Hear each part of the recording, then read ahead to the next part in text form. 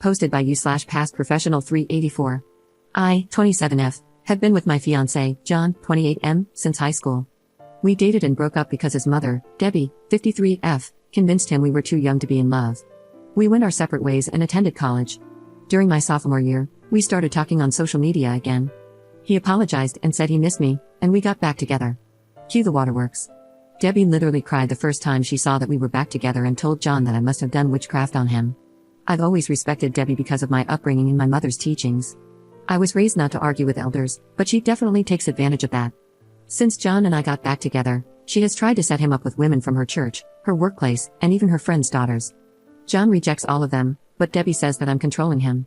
John has told her to stop, but not in a way that I feel gets the message across. Anyway, 3 months ago, John proposed. Debbie didn't come to the engagement party. Cool, whatever. She didn't attend the family dinner we held so both sides could meet. Cool, whatever.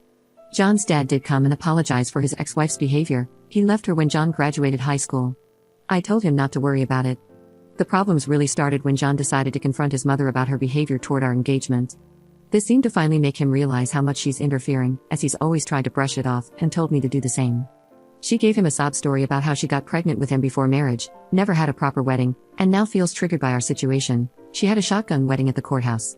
When he asked her what she needed to feel comfortable, she said she'd feel better if she wore white and I wore soft pink or lavender. For some reason, my fiancé thought this was a fair compromise. He also said, didn't ask, that his mom could walk me down the aisle so she could have her moment in her dress. I told him absolutely not. We got into an argument about it. I told him it's crazy that he'd argue with me to defend his mom's honor but wouldn't do the same for me. He accused me of being petty and selfish. It got pretty bad. We've agreed to cool off for now, but based on how heated it got, I could tell we both almost decided to call the wedding off. Now, things are weird. I love John, but I'm starting to see how much he lets his mom influence our lives. I can just imagine her sitting at home with this evil grin, knowing she's driving a wedge between us, while John remains putty in her hands. I'm seriously considering calling off the wedding. Am I overreacting? Or is it really just about the color? Update 1 day later. Hey everyone, I'm not sure if this is the update everyone wanted, but here's what happened since my last post. John came home remorseful. He told me he had been anxious about the situation and had brought it up to a coworker/friend, mentioning how I didn't want to compromise. Apparently, his friend, God bless his soul, went off on him about how cringy he was being. This angered me, so, when I say something, it's a problem, but when another man tells him, he suddenly sees the other side. I brought up my talking points. 1. Him being easily manipulated. This was proven when I said he would listen to whatever another man said before listening to his partner. Even though his friend agreed with me, it hurt that John didn't listen to me. 2. His mom's effort to break us up with this ridiculous request. He was far more open to this theory now, knowing how cringy he looked even mentioning the situation to someone else. I compared it to a father removing a bride's wedding garter. He got the point. 3. Agreeing to his mom's crazy request without talking to me first. He claimed he didn't agree but told her he would see how I felt about it and then brought it up to me. I asked him why he didn't realize that his mother walking down the aisle on his wedding day was extremely creepy. He said it was just a dress in his eyes, and he didn't want his mom to miss the wedding. I told him there would be no wedding if he didn't straighten up. He said he understood. 4. His mom's blatant hatred for me. She didn't even ask to wear white alongside me, which would still be weird. Instead, she insisted that I not wear white at all, as if I were some impure WH3, thanks Reddit, because I hadn't even thought of that one. He said he didn't see it that way, he just knew she hadn't been showing up because she claimed seeing me in white upset her. So I said, do you not hear your own mom saying she wants to be the bride herself? That she can't stand it being me? Finally, it looked like a light bulb went off in his head. And 5. What role his mom would play in our wedding, childbirth, Mother's Day, and other milestones to come. I asked if I would always come in second place. He assured me I wouldn't and admitted how badly he had messed up. He said he was just trying to keep the peace. I asked, by always making her happy and making me miserable? I refused to live my life this way. He agreed, apologized, and said he wouldn't want me to be miserable. We have no children yet, but we created a plan for dealing with major milestones. His mom won't be involved unless I'm comfortable with it, and I won't be unless she does a complete 180. When I asked him what his mom said to change his mind, it was exactly what you all guessed, she cried. She cried about her baby being taken away from her, how she never got her wedding, how his dad left her and she was alone, and how she just wanted to experience a real wedding before she dies. She's perfectly healthy unless there's something we don't know. I told him that if this manipulation was enough to sway him, what's to say he won't turn on me again? He said his friend and dad talked sense into him about how he was going to lose me. I told him today was his last chance and gave him 4 conditions to stay engaged to me, if he even cared to.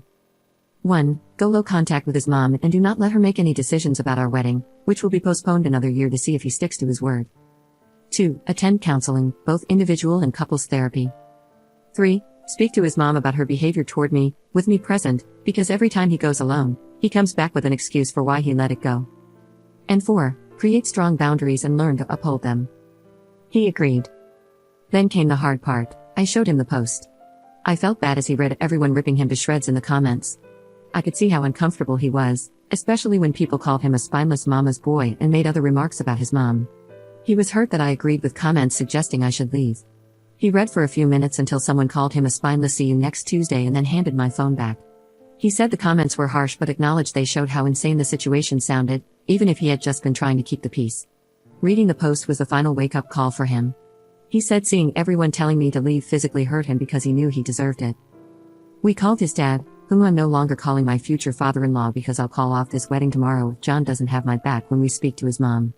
John's dad, Dan, I'll name him because he's a big part of this update, also gave John a reality check.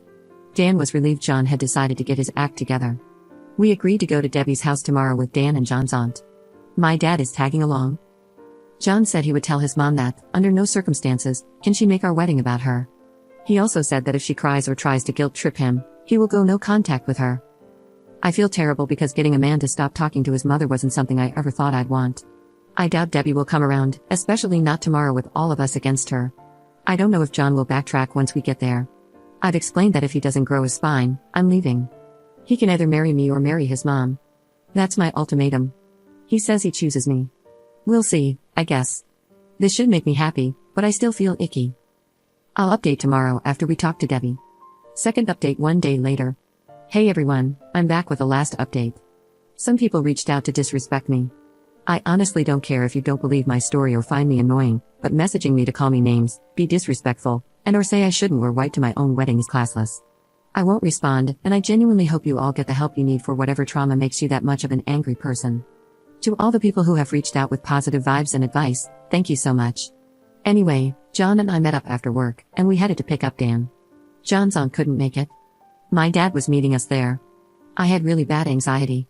I told Dan and Dad they should give us a few minutes before knocking so she doesn't feel ambushed. They agreed. We get to Debbie's. My heart feels like I'm going up the world's tallest roller coaster slowly. John is quiet. We get there, and he gives her a firm but respectful "Hey Mom." We sit down, and John tells her we came to talk to her. She asked, "What's wrong?" John got right into it. He bluntly told her that her actions toward me over the years have been petty and that her not showing up for any of our wedding events was unacceptable to him. He flat out asked her why she has a problem with me. I genuinely thought he was going to start with the dress situation, but he went straight for the root of it all. Debbie acted like she had no idea what he was talking about. She has actively tried to get him to cheat on me or leave me for other women, but in that moment, she was shocked and didn't know where this was coming from. She said she has no problems with me and loves me like a daughter. She looked at me like she expected me to talk, but like I said to you all, I wanted to see what John had to say. He asked her to be honest and listed all the times he recalled her insulting me to my face and behind my back. He mentioned that she also tells him he could do better every time I'm not around. This was news to me, but am I shocked? No. Deb was livid. She genuinely couldn't believe he outed her like that. She started going off on him, calling him disrespectful and saying he was disrespecting his own mother for an outsider. She kept saying, "I know she made you do this. I know she's the one making you disrespect me like this." John was trying to reason with her and get her to calm down. I texted Dan and my dad to come in. Once they were inside, Deb became a different person. She was startled, as she wasn't expecting them, and then all the things she had just said went out the window. She turned to Dan and my dad and said John walked in and just started yelling at her because of me. My dad looked at me, and I shook my head no. Once Dan and Dad came in, everything was calmer for a little while. She went back to denying that she didn't like me. They all told her that it was obvious and that the dress request was shameful of her. She immediately replied that it's shameful I won't let her son spend time with her. John said that's not true. At this point, I'm burning inside. I wanted to correct all of her inaccuracies, but I stayed quiet. John asked her, "What's the real issue with Op?" Deb started saying how she knew I was going to be an issue since we were in high school. She said that once John got with me, his grades started dropping, which isn't true, that he stopped making time for family, also not true, that he once didn't show up to celebrate Mother's Day with her because of my birthday is in April, Mother's Day is in May, and that once we got back together, he forgot about her completely because I made him abandon her. He goes to her house a minimum of 3 times a week. She said the fact that we had the engagement party without checking how she felt about it was wrong and all the evidence she needed to see what kind of woman I am. My dad pointed out that she didn't pay for the engagement dinner to have any input on it. Dan asked her what she was thinking, asking to wear white at our wedding, and why she's so hungry for attention. Her face turned red and she went off. She told Dan that maybe if he had properly married her and given her a real wedding, she wouldn't feel left out. Dan straight up called BS and said she didn't want to have a real wedding, even though he tried to convince her. The reason? Her mother told her pregnant brides are tacky. She started crying. I honestly felt a little bad for Debbie here. My dad got everyone to calm down. John finally spoke again and told his mom that he can't keep defending her when she won't even try to respect me. That for his sanity in our relationship, he's going low contact. Deb kept crying and said that John can't leave her for dead. She's the only mother he'll ever have. Mothers are forever, wives are not. I'm not even his wife yet, and I'm already tearing the family apart. He kept going. He told her that we are going to get married. If she can't respect me or stop crossing boundaries, she'll be cut off completely. That his visits are dropping down to once every 2 weeks and that she needs to call less. She started going off. She knew it, I'm doing something to him. What did I do to her son? I'm a manipulator and a problem. She told my dad he raised a demon. My dad shot back at her to watch her mouth. John kept shouting, Mom stop, but she kept screaming, and then she started hyperventilating. Whoever called it, you might be able to see the future. She was gripping John's arm, saying she couldn't breathe. This was when I said to myself, oh no, he's about to flip-flop. He looked at me, and I know he knew what I was thinking. John got her a cup of water, then asked his dad if he could make sure his mom was okay and asked my dad to take Dan home. Dan and Dad agreed, and his mom started crying louder. She literally screamed, I can't breathe, as we walked out so he could hear her. I felt terrible, and I finally spoke. I told John I'm sorry and that I understand if he felt bad. He said he knew she was faking it, but his instincts wanted to run over and make sure she was okay. I asked, are you? He said no but looked really sad about it. My dad walked out behind us. My dad has never seen this side of Deb, and neither have I. She's always been catty or shady toward me, but this was insane. My dad straight up told John that his mom needed help with her mental health. John said he's going to talk to his aunt about getting her help. We went home, and John cried. He said he cried because he watched his mom villainize him and tell others that he just walked in and verbally abused her. He said it reminded him of the times he would fight with his dad because his mom would say Dan would just come home from work and yell at her for no reason. I guess it was déjà vu for him.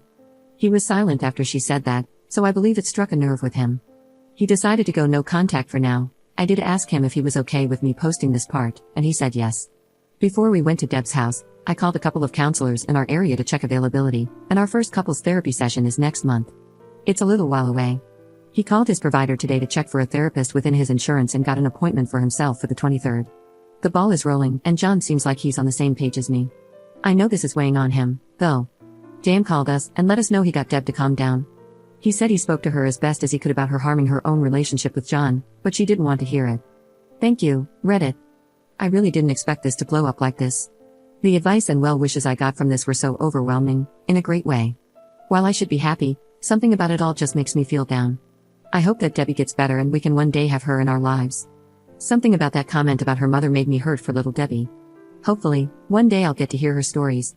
Now I'm going back to my regular life, and hopefully, I won't ever have a dramatic update for you guys again.